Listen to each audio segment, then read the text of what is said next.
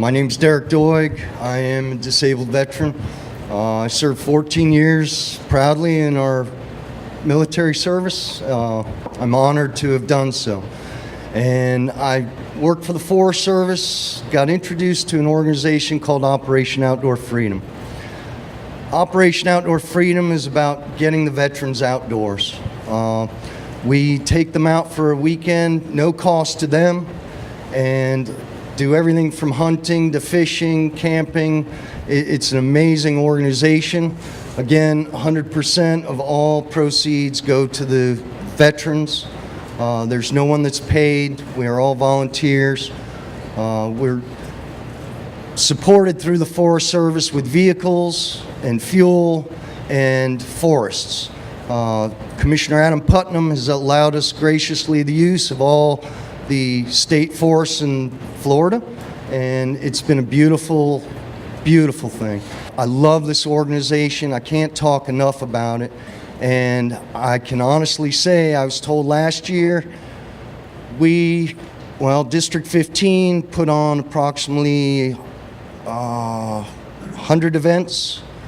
We served 100 veterans, 10 events, and we had word from the suicide prevention hotline at the VA centers that we've saved 4 lives through our program. These guys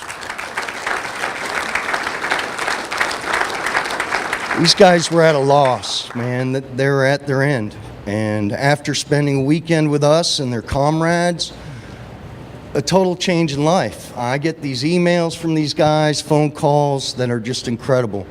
And we couldn't do that without the Dennis V. Cooper Foundation. They have helped us tremendously. Maverick, you and your crew are awesome. I think with Maverick's help, we've put at least another 25 to 30 people out there for a weekend for free. And it's just a great thing. My name is Mike Cahill. I adopted John Seeley about 4.5 years ago.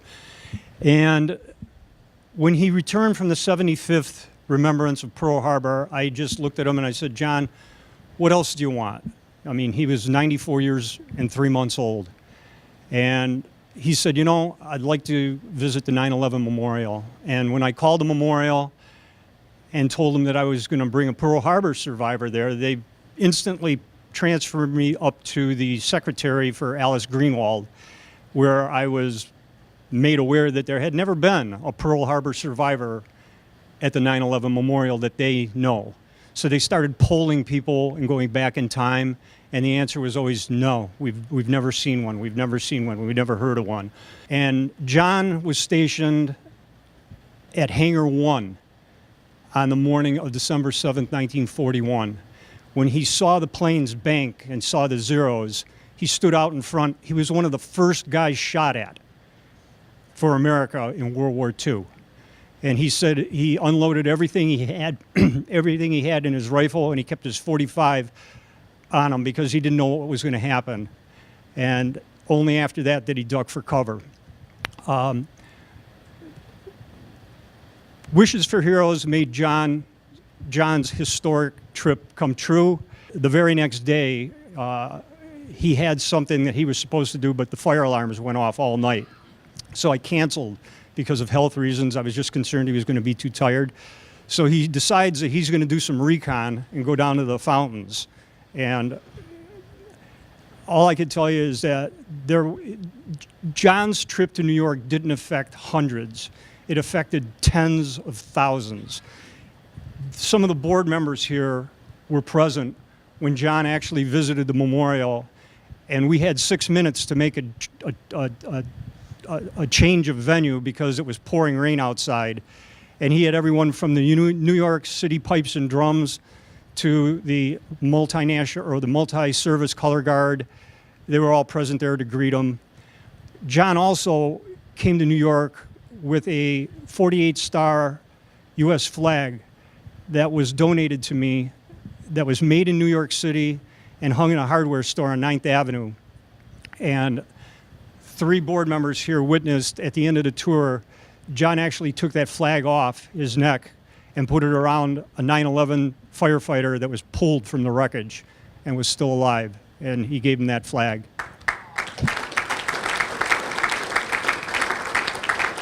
Hey everybody, I'm Tom Woodyard, and right now I'm a nervous wreck. So now we got that out of the way. I'm also a very grateful recipient of a wish granted by the Dennis V. Cooper Foundation. You know, I might not look sick, but after exploratory surgery in April 2016, the surgeon told me I had stage 4 lung cancer and that he couldn't tell me how long I had to live, but said, get your affairs in order and spend some quality time with your wife. What a shock. And let me tell you, more than a few tears were shed at the Woodyard household the next couple of months. I had a rough summer, but in September, I started to get less sickly for some reason. I think now that God's got more plans for me. Sorry. Since it's been 13 months since my diagnosis, and I feel pretty decent.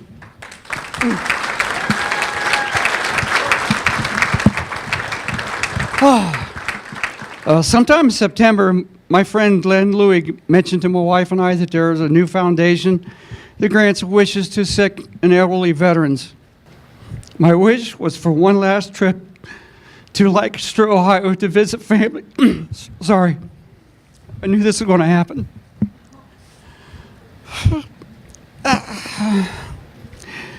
To visit family and friends and classmates one more time. Since I had to quit my job, which I really loved my job, we had no money to make the trip. And I told my wife previously that I didn't know how we were ever going to afford a trip home. So she applied, and a little later, Maverick Johnson called my wife and set the wheels in motion. We're going home. God, I can't believe this. You're doing fine. Just keep that. It's good. We're going home the weekend of November 4th, 2016. All thanks to the foundation. My wife got together with one of my classmates and set up a reception for me at the American Legion on Saturday the 4th. And let me tell you what an event it was. Over 100 of my family and friends and classmates were there. And I got to meet and hold my great-granddaughter for the first time. I had so much fun that day that I forgot I was sick. And that's what Wishes and Heroes did for me and my wife. And we will be forever grateful to Maverick and the board for granting my wish. Thank you very much.